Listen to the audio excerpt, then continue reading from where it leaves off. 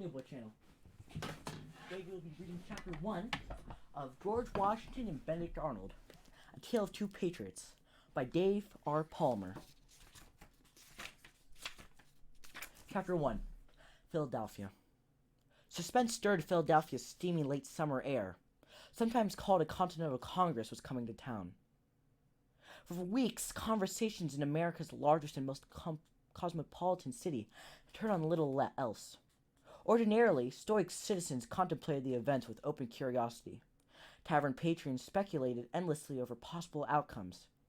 Innkeepers probed travelers for news from elsewhere. No one quite knew what to expect from the assembly of delegates streaming in from colonies north and south of Pennsylvania. But the folks of Philadelphia sensed nevertheless there would surely be a momentous happening. They understood that the meeting was not exactly legal, and suspected that it might even be treasonous, which added to the feeling of nervous anticipation. It was August 1774. The gathering was the bitter fruit of an acrimonious decade, marked by oppressive acts passed in the faraway London. Americans deemed these acts absolutely intolerable, and they often reacted with violence. The latest such affront had been a kick to the colonial stomach from a hobnailed boot, the occupation of Boston by the British Army and the replacement of Home Rule in Massachusetts with what amounted to martial law. Representatives from British colonies up and down the Atlantic seaboard crowded dusty roads converging on Philadelphia, Canada, the northernmost colony, and Georgia, the southernmost, declined to participate, as did Nova Scotia and the British islands of the Caribbean. But 12 colonies forming a solid line, stretching from Massachusetts to South Carolina, had delegations on the way. Reacting sharply to the military takeover in Massachusetts, these 12 had agreed to develop a united response to what they saw as Britain's sustained attacks on their way of life. Among these, heading for Philadelphia, were two men who had not yet met, but whose destinies would be intertwined in the most remarkable ways over the next 6 years. One, Benedict Arnold, was from Connecticut, and the other, George Washington, was from Virginia. The two had much in common, including admirable attributes that would soon propel them into leading roles as warriors in the upcoming revolution. But the very essence of their nature and characters were also quite indifferent. Their relationship was fated to soar on eagle's wings of trust and fame, and to crash on jagged rocks of treason and infamy. A novelist might have portrayed them as star-crossed, but even the most creative of storytellers would have not been hard-pressed to pen the true tale of these two patriots. A tale all too real, and perhaps rather too bizarre, for human invention, for as we shall see in spinning this story, truth needed no help from fiction. A committee of Connecticut's legislature had selected several of its members to serve as delegates to the Continental Congress, but only 3 chose to go: Celestine, Eliphalet Dyer, and Roger Sherman. 2 others filled out the group: Samuel Webb, Dean's stepson, personal secretary, and Benedict Arnold. Not being a member of the legislature, Arnold was not an official delegate at the age of 33, though he already ranked among Connecticut's more prominent citizens. A very successful merchant in the port city of New Haven, Arnold had married into one of its distinguished families. He was an acknowledged leader in the local resistance to Parliament's actions and was deeply involved in New Haven's chapter of the Sons of Liberty, a blustering and sometimes riotous anti-British organization.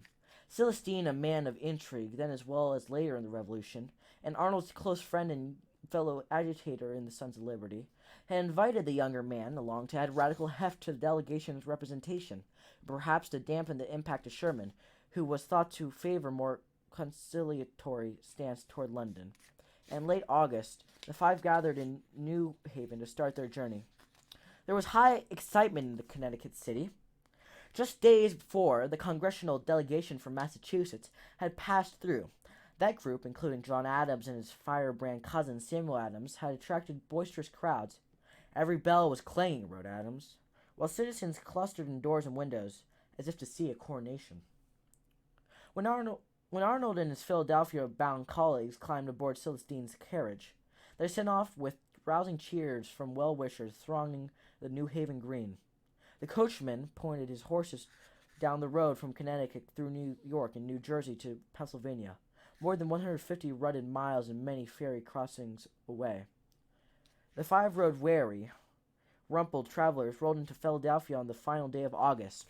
Representatives to the Continental Congress filled rooms all across the city, some in inns, a few in private homes, others in boarding houses, except for Roger Sherman. The Connecticut group lodged together. The youthful Connecticut businessman who sprang so lightly from Dean's carriage surely caught the eye of curious onlookers. Arnold was not tall, being for that time about average or somewhat less in height, perhaps some 4 or 5 feet above 4 or 5 inches above 5 feet. But he had an acrobat's powerful build and carried himself with the agile grace of a natural athlete. With piercing gray eyes, thick dark hair, deeply bronzed skin, and a prominent nose and chin, he was handsome in a rugged way. He had what men called a commanding presence. People noticed him. To go along with his compelling physical appearance, he possessed unusual powers of mind and personality. Quick-witted and articulate, full of energy, almost to restlessness, bursting with confidence, bordering on arrogance, Benedict Arnold was a force to be reckoned with.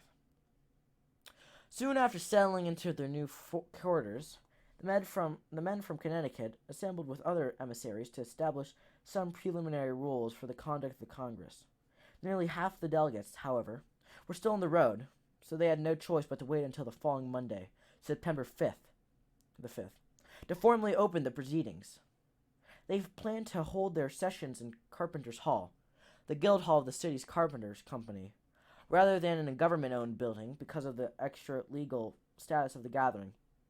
Arnold and his colleagues spent some of Friday and Saturday seeing the sights of the bustling city. Philadelphia had a large store of places to captivate the curiosity of visitors. Based on their written comments, New Englanders were particularly enthralled by the city's insane asylum. Tucked away inside the basement of a major hospital, lawyer John Adams was astounded to discover among the inmates one of his former clients. On Sunday, they went to church 3 times. Throughout those, waiting, however, as late arriving members joined in anticipation mounted, delegates continued to huddle at dinners and other gatherings. Strangers from across the colonies became acquainted and probed one another on the issues, forming alliances and identifying strategies for the forthcoming Congress. George Washington was among those who checked in just before the Congress's opening day, and so missed the preliminary rounds of caucusing. He and his fellow 2 representatives from Virginia, Patrick Henry and Edmund Pendleton, had rendezvoused at Mount Vernon before taking Washington's carriage to Philadelphia, arriving on Sunday, September the 4th, after a swift 4 days on the road. Virginia's envoys to the Continental Congress were members of the House of Burgesses, their colony's legislature.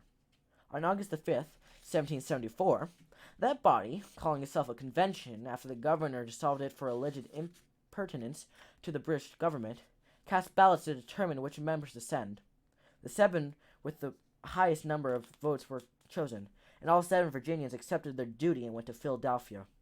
It is primarily Washington's military reputation that secured him a place, for he had not been a notable leader in the Burgesses, having throughout his many years of service there taken a backbench role in the debates, and having compiled a less than laudable record of attendance. Even so, with talk of fighting in the air, he placed 3rd in the polling behind Peyton Randolph and Richard Henry Lee.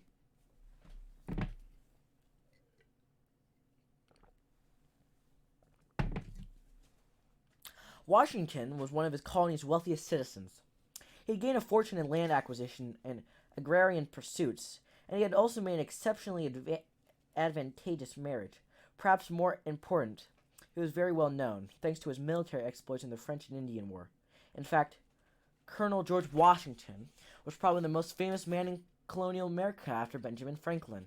And by 1774, the 42-year-old planter was an avowed radical who had completed a personal transition from being an Englishman who lived in America to being quite simply an American. Colonel Washington appeared younger than the delegates had anticipated, but he looked every inch the soldier. The first thing one noticed about Washington was his stature. In an era when a man was 6 feet tall was rare, when a man 6 feet tall was rare, Washington stood as towering 6 feet and 3 inches.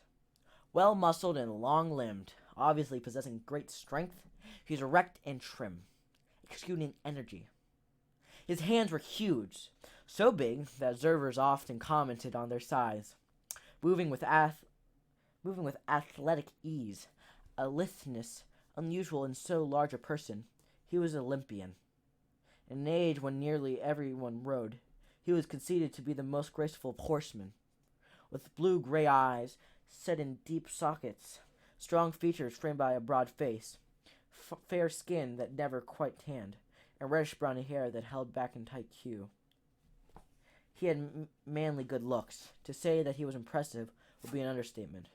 When the soldier from Virginia entered a room, everyone was at once aware of his presence. The Congress remained in session nearly 2 months, not adjourning until late October. In those busy weeks, delegates accomplished more than they had expected. They condemned Britain's intolerable acts as unconstitutional and pledged economic sanctions against Britain until the acts were repealed. They denounced Britain's stationing of troops in American colonies, prepared petitions to the king, and talked warily of armed resistance. One decision had far more impact on the future than all the others combined.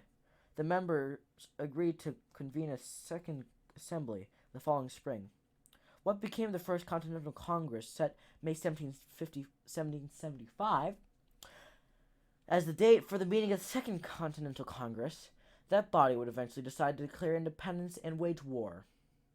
American leaders got to know one another during the sessions of the First Continental Congress and social life of Philadelphia.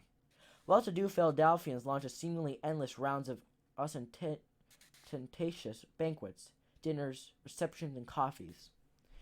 Teas were no longer politically correct because of the British tax on tea. In mid-September, the city's State House was the scene of a glittering banquet in the honor of Congress, during which a staggering 31 toasts were offered and drunk. But the constant daily dinners were also extravagant affairs. Leading citizens appeared to compete with one another in the flaunting of wealth and status. A most sinful feast again, moaned John Adams, already given to plumpness and fearing for his rapidly expanding waistline. He decided for his wife a typical day in the Congress, work hard from 9 to 3, and then go to dinner with some of the nobles of Pennsylvania at 4 o'clock, and feast on 10,000 delicacies, and drink Madeira, claret, and Burgundy, till 6 or 7. In their diaries, the letters the delegates gave prominent mention to Judge Edward Shippen as a host. Not only was his fare sumptuous, but his elegant home was graced by 3 lovely daughters, accomplished and poised young ladies who could more than hold their own with their father's distinguished visitors. The youngest, Margaret, called Peggy, a lively and flirtatious girl of 14, was especially popular. That September, precocious Peggy Shippen thoroughly charmed both Benedict Arnold and George Washington. They were fated to cross paths again and again in both war and love. By fate or coincidence, John Andre, a young officer in the British Army, disembarked at Philadelphia's waterfront that same September. He was on his way to join his regiment in Canada and would become the 4th person to play a leading role in the dark drama of Arnold and Washington. There is no indication that he made the acquaintance then of Peggy or Arnold or Washington, but Andre's route took him up the Hudson River, past the site that would be the central to his future service and his death. Neither Arnold nor Washington had much impact on the conduct or course of the First Continental Congress, as he was not a delegate. Arnold's influence was obviously limited to discussion outside the formal sessions, where his primary role was to support the virulently anti-British positions of Celestine. Nevertheless, his feisty, volatile nature had ample opportunities to exhibit itself. Washington, for his part, listened attentively, but seldom spoke, projecting a thoughtful seriousness that strained demeanor actually made him stand out in a gathering of political leaders for whom talking bordered on obsession. Those who gogged the tall, quiet man included Arnold and his compatriots from Connecticut, as indicated in a letter written by Silas Deane, the Virginian. Deane reported was not the best of orators, although he spoke very modestly, in a cold but determined style and accent. As the only person in the Congress with an appreciable military experience, Washington did attract attention. John Adams himself, a key player in the first Congress, did not list Washington as an important delegate, but repeated a story that had the wealthy Virginian declaring he was ready to raise 1,000 men at his own expense to march to the aid of Boston. The story was false, did not keep it from adding to the burgeoning radical reputation of the man from Mount Vernon. No one recorded when Washington and Arnold first met or what they talked about. Washington was sparse in describing his activities in Philadelphia, while Arnold, besides being a lax note-taker, was present only in an unofficial status. But meet they surely did that September, if for no other reason than the attendees themselves worked hard to become acquainted with their colleagues from the other colonies. The First Continental Congress adjourned on October the 26th. Washington and Arnold, hearing the distant thunder of darkening war clouds, turned their attention to military preparedness in their respective colonies. Jean-Andre, rather oblivious to the signs of gathering conflict, was enjoying his adventurous travels in the remote interior of North America. Peggy Shippen, missing the fun of having so many captivating guests at dinner, was anticipating with girlish delight the round of holiday balls soon to start. The fifth major actor in the unfolding tale of triumph and tragedy was not a person at all. Rather, it was Philadelphia itself. The city of brotherly love would provide the sinister stage where the patriotism would transition into treason. We thank you to listening to me reading Chapter 1, Philadelphia, from George Washington and Benedict Arnold, A Tale of Two Patriots, by Dave R. Palmer. Well, that's the end of the video. I hope you enjoyed. Don't forget to like and subscribe and see other videos. Well, goodbye.